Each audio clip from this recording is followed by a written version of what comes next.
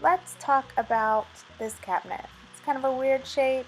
It previously had all of our medicines and things in it. It's got that weird um, plug in the top, which is for our microwave. It just runs up through. I don't know why they did that. Our house was made in the 70s, so who knows.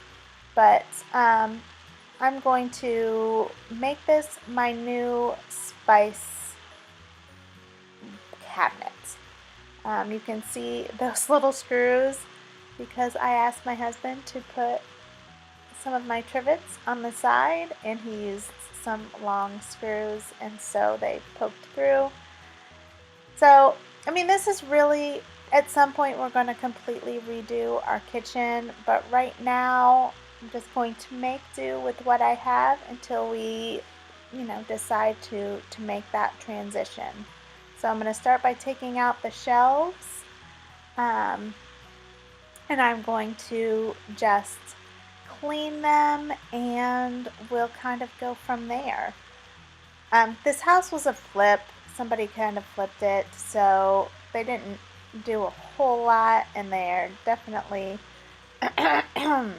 left some I don't even know what that is, spackle or something. I'm sure they weren't caring so much about what they got on things. So I'm just using a scraper that I have to try and get it off. And then I went to my trusty X-Acto knife and kind of shaved it down a little. So it does get a little bit better, but it's definitely, I couldn't get it up completely. And I was just using a very simple, just an over-the-counter multi-purpose cleaner. So I don't want to use anything super strong for this cabinet. So I just went ahead and flipped over and did the other side same way. And luckily, the one good thing is since these are just completely white and exactly the same on the opposite side, I can just use the other side for my cabinet. Or, as the surface for my shelf. So that's awesome. Excuse my scratchy throat. I don't know what's going on, but just cleaning, cleaning, cleaning.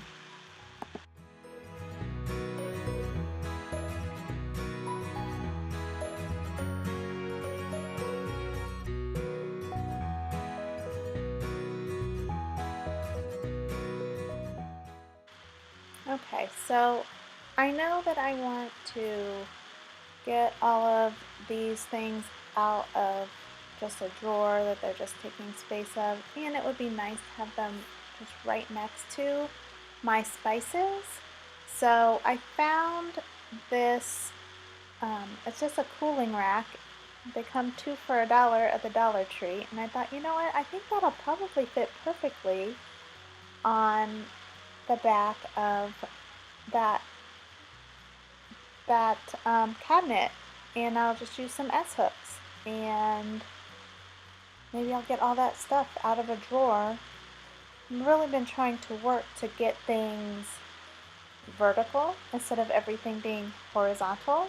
So essentially just getting things off of my cabinets, getting things out of drawers if I can, just, trying to find a way to work that into my system. So yeah, I'm just kind of visually trying to decide what I like and what I don't like and how I want them all to go.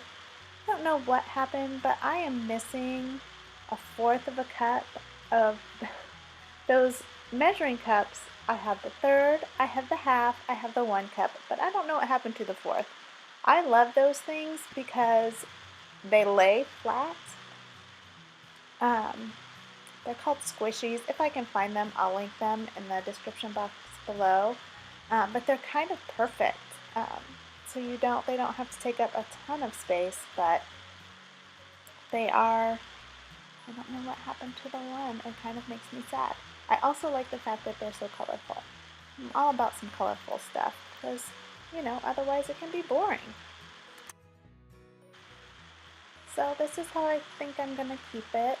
And since those racks come two for $1, I'm just trying to decide if I really need the other one and where I will put the first one. I'll have to excuse the jumpy camera angle, but it does fit kind of perfect right within that, I don't know, the ridge or the shadow within that cabinet. So I'm just going to use, I think, some command hooks because they're kind of awesome to put them up.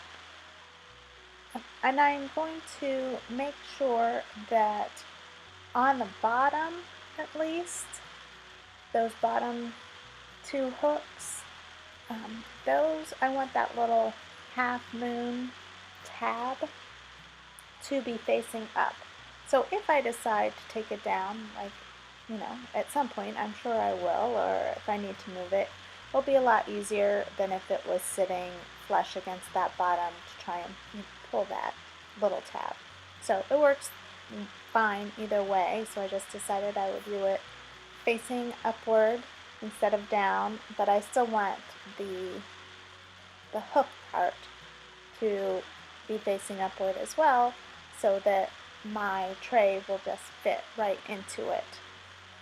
So I just put one at each corner, and I think that should hold it just fine. Those items aren't very heavy, so this is how it turned out. Now to find some S-hooks. Everyone should have their S-hooks. Everybody has them in a container like this and sorted by size, right? Yeah, no, not me either. Yeah, that would be my husband. He's really much better at that. Everybody should have a partner who is this organized. So I wish I had taken a before picture, which I did not do, so, that's always helpful when you're doing kind of a before and after of your spices. But since I was touching all of my spices and taking them all out of their previous home, I started looking at all of the expiration dates of things and deciding what all is going to end up in the trash. So a lot of these are spices I don't use very often, except I think I used that Worcestershire just, like 2 days ago. But it'll be fine. No one died. The cumin and the Old Bay seasoning, those are both McCormick's, and they don't put their expiration date on the container anywhere, at least not in those. There's some code and you have to look it up, and that is just too much work. If the expiration date isn't on it, it's just going away. I don't want to work that hard. So let's look inside. Here it is, and I really love it. I did have to change the configuration on the cooling rack because I noticed as I was opening and closing that cabinet, those were shifting. So this works out considerably better.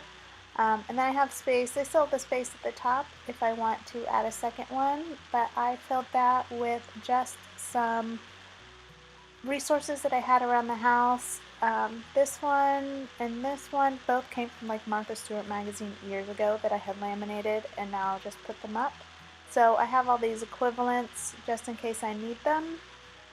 I had a tiered spice rack that was in my previous location, so I just added it here. I had to shift my shelf, that second shelf, up a little, but it worked out. All of my sweet spices are in that pink container. That's just from the Dollar Tree also. And then I put some of these pans that I use more for baking and I don't use very often, but I never know where to put them, so I was able to shift them on a shelf, and I even labeled it and says that, where I have my other ones are by my crock pots. And that top shelf is things that I don't use very often, or I have equivalents below. For whatever reason, I have two of them, so I use one. I'll put the next one down there. Okay, well, thanks for stopping by. I hope you enjoyed this little tutorial. I would love to know how you would do this or how you have your spices organized as well as your measuring items. Leave me a comment below, and I will see you later. Bye!